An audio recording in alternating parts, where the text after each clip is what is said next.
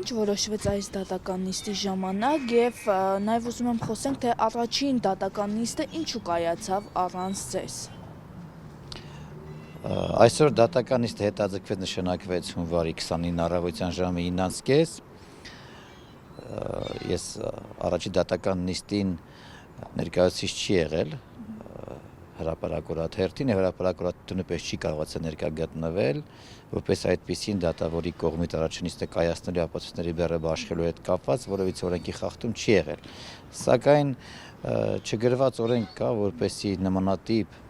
հատկապես հանրային հնչեղություն ձեռք բերված գործերով միշտ պատասխանողին, առավել եւս որ պատասխանողը դրամատամիջոց է, հնարավորություն ընձեռնել ներկա գտնվել եւ ապացույցների բեռը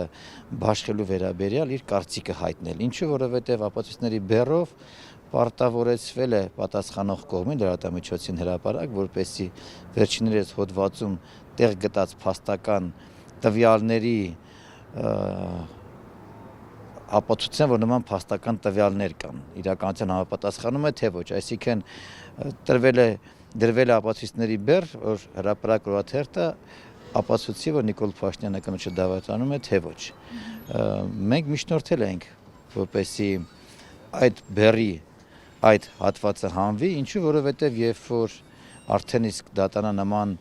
պարտականություն է դնում բեռը ապացուցելու, նշանակում է դատարանը գտնում է, որ հոդվածը ոչ թե հարցադրում է հռետորական հարց եւ ուղղակի ենթադրություն,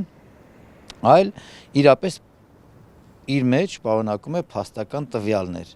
Իսկ մենք ամբողջ այս մեր հայցադումի պատասխանի մեջ եւ վկայակոչելով եվրոպական դատարանի շուրջ 15-20 նախադեպեր, ասում ենք, որ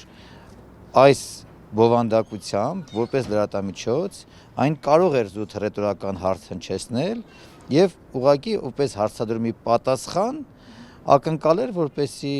Նիկոլ Փաշինյանը այնպես ինչպես մեղադրում էր ինքը որպես առաջին հանրային դեմք,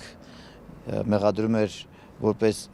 հանրային հոգևոր առաջի դեմքին զավակ ունենալու եւ հարցադրում էր ուղում։ Թող հերքի որ զավակ չունի, այդ նույն կերպով էլ լրատվամիջոցը այդ հարցադրումն էր հնչեցել, զուտ ենթադրություն անելով հռետորական հարց հնչեցնելով։ Բայց այս պարագայում արդեն իսկ ապացույցների բեռը դրվելուց հետո պետք է ապացույցի դավաճանումը, այսինքն որպես փաստական տվյալ արդեն իսկ գտնում ենք, որ դատարանը կողմնակալ վերաբերմունք է դրսևորել։ Դա է պատճառը, այսօր մենք միջնորդեցինք հետաձգել դատական նիստը, որպեսզի հաջորդ դատական նիստին բացարկի միջնորդություն ներկայացնենք նախագահ դատավորին։ Տեսնում եմ, որ դատավորը շտապողականություն է ցուցաբերում,